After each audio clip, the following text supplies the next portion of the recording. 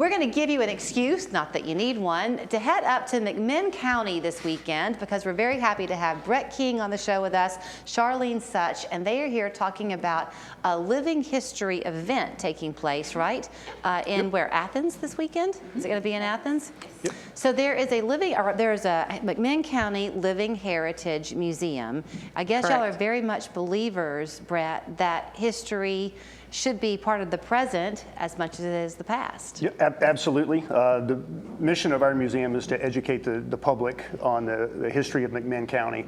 It's a very rich, vibrant history. Most people don't realize. I certainly didn't when I first moved to the area. We have everything from Cherokee history to the infamous Battle of Athens, which a lot of people come to the museum to learn about. But we also do a lot of programming, history for lunch, educational programming on Tennessee history, American history, as well as Heritage School, which is kind of crafts and arts related, folk art or food arts, those kinds of events that bring in typically a younger crowd. And that leads us to the event we have coming up this weekend of the Living Legacy Trade Fair. So I love what you're planning to do, it sounds like, Charlene. It's Friday and Saturday, right? Yes. This Friday and Saturday. People are going to come out, and certainly they can just watch and be observers if they want, but you can really get kind of up close and personal with a lot of the things that are going to be on display. Oh, definitely. There's going to be some hands-on activities for adults and children. Mm-hmm. So you've got, Brett kind of referenced to the cooking and the agricultural background there in McMinn County. You've got some really fun cooking events going on. So Rivers Ridge Farms, they grow mushrooms and they go to a lot of the farmers markets around the area. She'll be there to teach cooking with mushrooms. And we'll have another farm that'll be there teaching how to use fresh herbs in your cooking and salsas. And then we'll have a lady from the Cherokee Eastern Band, and she'll be teaching how to make the Cherokee fry bread. Nice. You have a blacksmith that's going to be there? Blacksmith, a wood spinner. About 40 different artisans will be there. So is this a time to come and just kind of observe and watch, or can you also shop? Oh, you can shop as well. Okay. Yes. So talk about what's going to be there for that. So we'll have some brass spoon and servingware that's handmade. We'll have baskets, jewelry, beads. And then you can talk with the artist that's making these things too. Yes, spinning, weaving. So I'm curious for you, Brett, you mentioned that you were not even aware of the history that was there until you moved. So where had you been prior? Well, I lived in Colorado before we moved here. Okay. About 6 years ago, I retired from the service and moved here for work.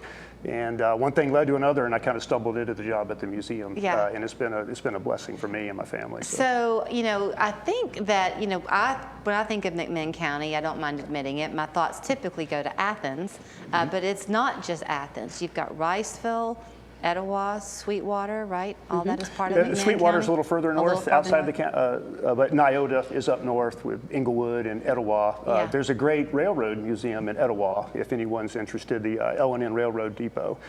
They're also part of the the Tennessee Overhill, where they do the train rides that go up in. So will the museum itself be open on these 2 days? Yes, it's going to be a mostly indoor event. I mean, it's hot outside this time of the year. Thank you for that, Charlene. So if you want something to do and you want to be in the air conditioned, definitely come to see us. There will be some outdoor activities. The blacksmith, of course, will be outside. The wood turner will be outside. Sure. And we'll have a food truck and a lemonade truck. And is this all taking place there at the museum itself? Yep. It's all on site, on grounds at the museum. So have you, the vendors that are going to be there, the artisans, I should say, that are going to be displaying, are they all local or have they traveled in from a distance, some of them? The majority of them are local. I think the lamp work guy, if you don't know what lamp work is, it's glass bead making. He, I think, is coming from outside the county. Johnson City, maybe? I'm not sure. You know, isn't it great that we live in an age where the appreciation for handmade art is really resurging? This is what people want to see. It is. And it's a free event? It is free. Yeah. It's free to the general public, so come on in. If you want to purchase anything, the vendors will be selling some of their items, and of course the food vendors. Is parking going to be a challenge? Anything we should know about parking?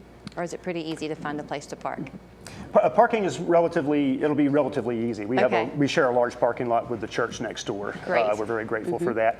And as well as that parking lot, there's some parking across the street and up the way a little bit, depending on how many people we have. We don't typically fill the parking lot, but hopefully this year will be a little different. So Yeah. come early and stay as long as you want. Okay, well, go and shop. Give yourself an excuse to head up their way for a change. It is really pretty. I think downtown Athens is totally charming. So I'm It sure you certainly both is. agree. It is.